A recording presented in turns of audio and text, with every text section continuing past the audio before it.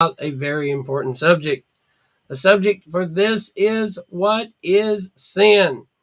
Now, what is very funny about this is we cannot condemn, and we should not condemn anyone, right? It's not, we're not the judge. What's funny is a lot of these people that proclaim we're not supposed to judge and we shouldn't judge and we shouldn't do this, we shouldn't do that, are the main ones that are guilty of these things, right? We shouldn't do this and we shouldn't do this, on and on it goes. But the whole point of that is if we're not careful, if we're talking about others according to Torah, according to the same thing, what is sin? So, what is sin? Transgression of the law of Elohim. Yahweh's law he gave to Moshe, right? We just went over that Moshe got the commandments, the laws, the 613. He comes down, he sees everybody's in sin. they're just doing whatever they like in their own eyes, right? And he breaks the commandment. So it shows that these people ain't even worthy, right? These people are just out, they're lost in the sauce. So anyway, the point of the matter, sin is a transgression. This is First John, not Exodus, as you might think. 1 John 3 and 4, rebellion or transgression against the law. Sin is transgression of the law. This is sin. I think some people don't really know what sin entails because they haven't been told or they haven't learned or so on and so forth. So to call someone else a sinner or to say this one is sin, and we don't do that, right? When the woman came, it's like the woman came and she said, uh, you know, nothing. No, her accuser said she's a sinner. We look at people, and because we're judgmental, if we're not careful, we say, are because of whatever our lifestyle, right? I'm a brand new YouTuber, and if I can say Brother Greg is a sinner, ooh, I'll get likes, I'll get people. If I want somebody's place in the Yahad or somebody's place in another position, this is not the way it works, folks. According to on the books, I am still a member of Yahad as an elder of the Yahad. And some people call me that, right? So I don't think they let sinners come and go as they please. I don't think a sin is, I'll just tell you the situation, right? When you have a group of people, and I don't dispose of what our conversations are, there's teachings like this, and then there's midrash or talkings, right? So if we're teaching what is sin, until it's over, I got the floor. I have the respect of the person that I'm talking. Let me speak, let me say, let me read, right? So if somebody was to walk in right now and say, hey, shut up, that's uncalled for, correct? When you come to the end of the teaching and you say, is there any expands on this? Now, also, if we're talking about chicken, we're not talking about the 613 laws specifically, right? So when we jump ship, if you will, when we come from 613, because this is actually a true story, we was going over, me and two sisters and a brother was going over the 613 commandments, which I recommend everyone does, right? To know what sin is, get the general consensus of what is sin, right? It might be a behooving thing to your life and its story. But anyway, at the end of this, it became I'm a Mennonite. I don't do this. I'm not even a part of your group. I ain't going to listen to you. One of those type of things, right? In between this, again, the teaching's over. We're talking. In between this, what happens is we're talking about chicken now being unclean or chicken not being clean as per se Enoch, right? The Dead Sea Scrolls. that when you go into the Dead Sea Scrolls and you find it says don't have chicken, I think it's 394, in my sanctuary, don't have it around my sanctuary. It is unclean. It is an abomination. Now, this is a talking. This is not this, that, we're going over different ideas. Again, we started with the commandments, which is awesomely awesome. And now we're talking about chicken. And now we're talking about one of the ladies said that this is so true because in my research and my studies, the cock crowing 3 times is not actually a chicken, but the town crier. And she had Bible verses and so forth, to prove her point. Again, we're not publicly displaying the congregation has said, or we're talking, right? So upon that, we start going further. Well, if that's true, then chicken can't be this. Then it can't be, from all that becomes the conversation as was he really talking about chicken? Obviously, we don't think so. The consensus of the people in the room, the 3, 4, or 5 of us, right, in the room, agree that, okay, that was probably not kosher, right? That's probably not what it says. The thing is, again, when you get into these things, when you get into the Dead Sea Scrolls, when you start searching into these things, you have to be very careful of the lines. And you have to be very careful what's going on. But what we must continue in is not to sin and not to slander another person. So somehow from this conversation goes on to they know it all, right? They know what this is. We know what that is. When you start getting, what's the scripture say? You start getting puffed up. Knowledge is puffed up. When people learn something for some reason, and Yahweh forgive me because I've been there. I know the Sabbath. I'm there, right? I'm saved. I've arrived. I can't believe the people of the world even go to Sunday church. What is wrong with those people? Now, that's worse than anything that happened in that conversation, I would say, right? That's more of a condescending attitude, arrogance, ignorance than that could ever become. But anyway, we'll go forward. The conversation somehow leads into other people learning about per se conversation that wasn't even there. And the one guy claims now I'm a sinner because I proclaimed sin.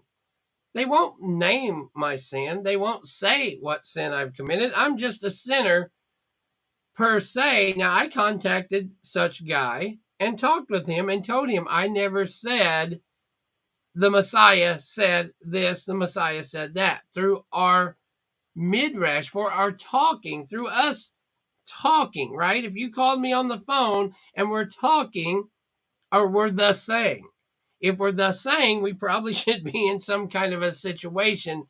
Or you're prophesying, you're a Nabi, right? If you call somebody on the phone, thus says, get out of the house. Believe if you want to or don't. Now, the end result of that does prove whether that guy's a false or a true prophet. He's really into himself, or he's hearing from Yahweh, or he's just a nutcase. Either way, at the end of that, we find out the truth, right?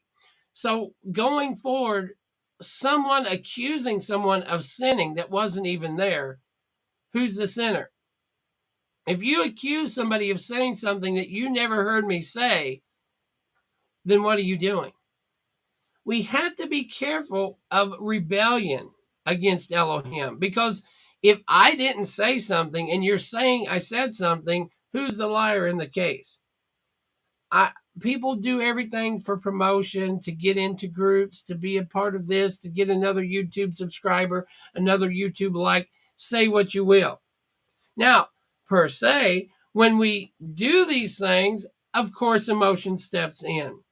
When I stay up till 12, 1 o'clock at night to hear your boo-hoos and my boo-hoos, and I think we're brothers and sisters, yes, it gets emotional. I think we're brothers and sisters. I really think, right? I really believe that you're my sister, even if you're sitting behind this camera somewhere in another state or wherever it may be.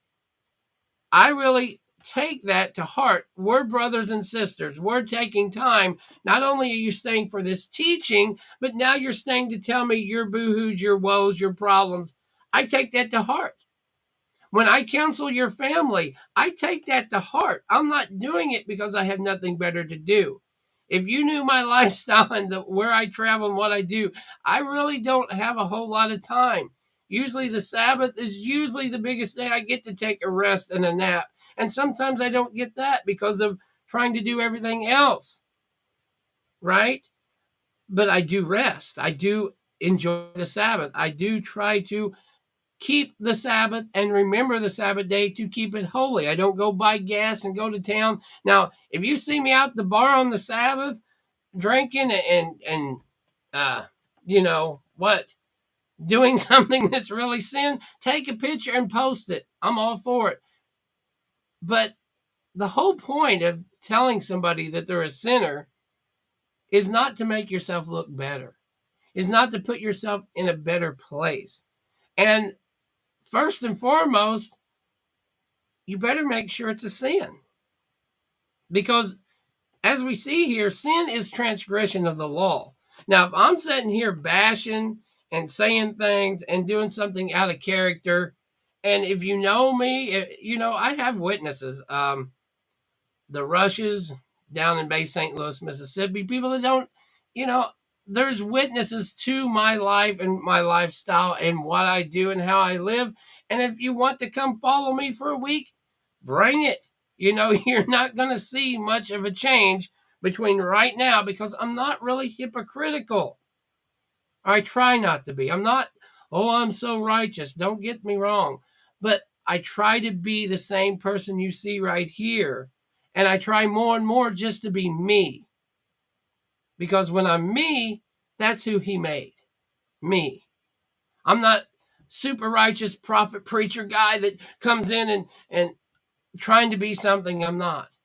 But I am what Yahweh made. And I am what he set out. And I try to fulfill what he has done or what he wants to do with me. So to say we're not sinners is absurd. To say we don't sin, but even call someone a sinner that you don't even know what sin is, or you're using it as a leverage tool or something that isn't or didn't even happen, right? And I think I'm pretty honest. You know, my wife would tell you if you catch me doing something, usually I'll be like, "Ooh," right? My hands in the cookie jar. It's not, you know what I'm saying? Why lie? Why play games? Why do silly things? But don't use tools and commit.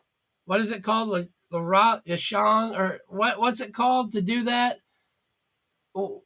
Don't slander a person's name. We are supposed to have a good name and a good respect because when we go forth, just like another brother said, if someone sees this, what are they going to say? And eventually it's going to come out. And it already has to most people. Most people on the other side who heard this conversation already realize this other person and people are not what they say they are. Their lives are falling apart. They're, you know, I'm not going to get into details, but their lives are in shambles.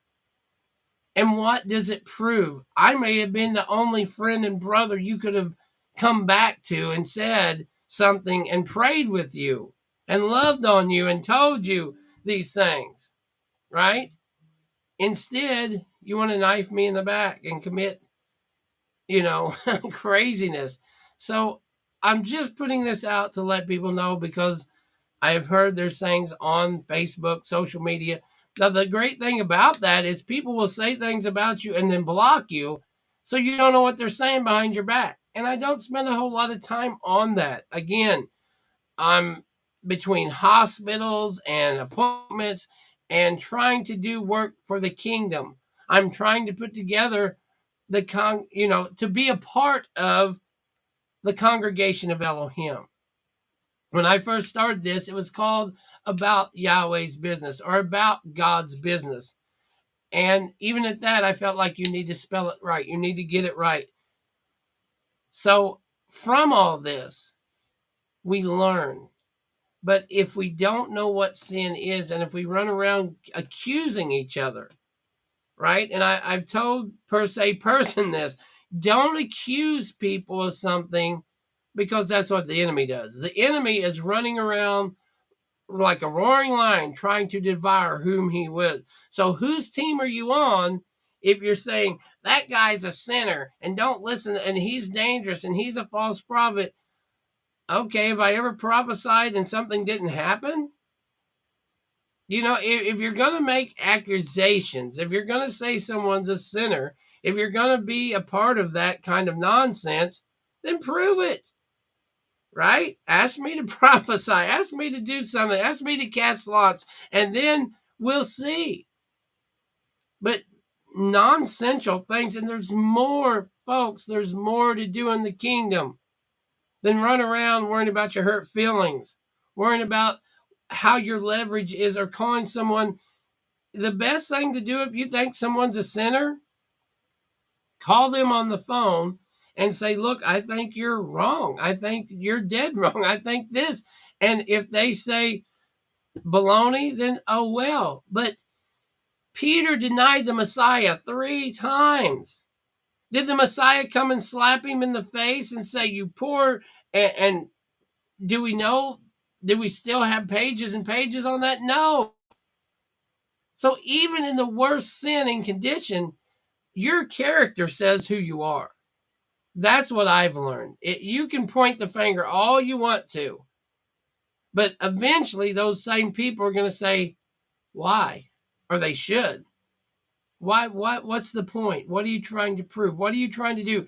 If we're edifying the kingdom, we're edifying the kingdom.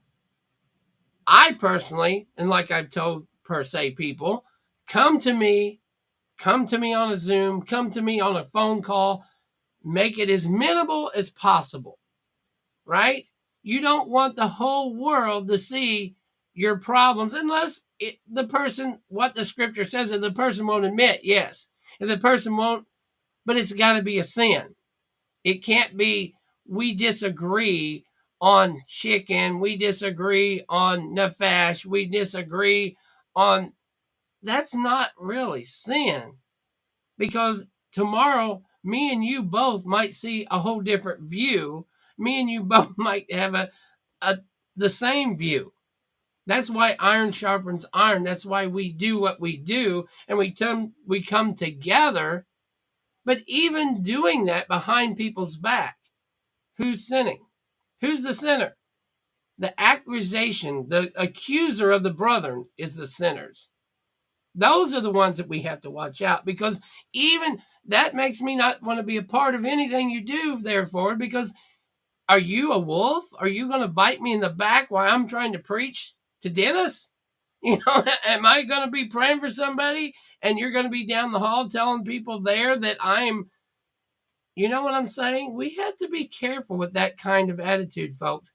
Our fruit show.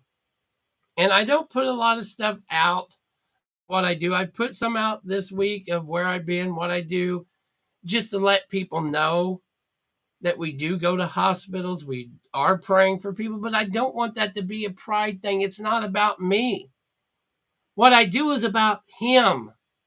What I do is the one who sent me, right? That's what it's about. When this is all said and done, I want to stand in here, well done, thou good and faithful. And I've learned people are always going to have a problem. The mustache, the beard, this, that, this, the headband, the mitri, whatever. They're always going to have a problem with something. I understand that. And we know Yeshua had more problems than we ever will. I don't see a lot of people getting crucified for innocence. So that's the way I look at sin. If someone sinned, we inform them, we let them know. Don't break the Sabbath. Don't have any other gods. Don't have idols. Don't commit sin. Don't commit adultery. Don't do those things. That's sin. But you got to know what sin is.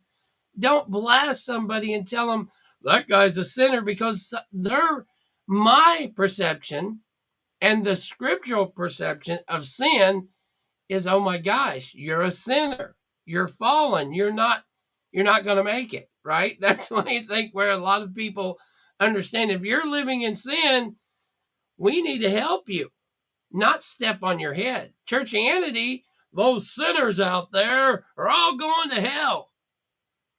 That's the opposite. Did Yeshua ever do this? Did he ever come and say, guess what? We're in the synagogue and everybody out there? Where did he go to? So if you really think somebody's such a sinner, you should pray for them. You should try to help them find the light. But if someone's not sinning and you call them a sinner, and it's not per commandment, then what are you? And what have you done? So be very, very careful, beloved. And just because you're upset, just because you don't have things to do on your weekends or Sunday night, or your life, you're retired, or you're so-called widowed, or whatever you want to say you are, that doesn't make it okay to go and cause havoc. It doesn't make it okay to go through 12 groups and call this man a sinner. That might have been of what you've done the last 10, 15 years, and nobody's called you on it. But if that's what you're doing, that's wrong. So please stop that. But please, folks, understand what sin is. Sin is transgression of the law, and we all do some dumb things, but we don't live in them. Most people commit something and do something, but that's not what we're trying to prove, right? That I'm not trying to condone sin whatsoever. What I'm saying is, those who have sinned, you forgive and you forget, especially if they've tried to contact you and you just keep blocking them and spilling things your way. Those are lies and heresies, and you'll be judged for those things. Make no mistake about it. The Creator is going to judge, and he's going to judge righteously. So we have to be very careful in thinking our way of sin, your way of sin. I got upset. I don't like this guy. Whatever, right? It's not about like and dislike. It's about what the scriptures say. And I hope this has made sense. I hope that we learn to live and love, and be a part of the kingdom. Yes, brother. Yes, thank you. I just want to thank you for showing up. And there's so much going on out there. There's so much people making accusations and doing things and saying things that a lot of times I think those who don't necessarily want to get involved or have a problem and deal with it, they don't. So the other side, what I learned was the squeaky wheel gets the oil, right? So the person usually doing the most talking, the most squeaking, the most this gets the most attention, which if we're not careful, people believe that, right? So you go somewhere and you say that guy is a sinner. Well, why would you say that? Most people, I believe, inherently don't want to think evil of other people. So when they hear that, that's what they think. That guy is a sinner. Don't go to that. Don't do this. Don't associate with them. Right? So we just kind of like, oh, okay, that guy's a sinner. That guy has sinned. We don't even inspect. We don't ask, what is his sin? What did he do? What did he say? What happened? We just, let's stay away from that crowd. Let's not be a part of that.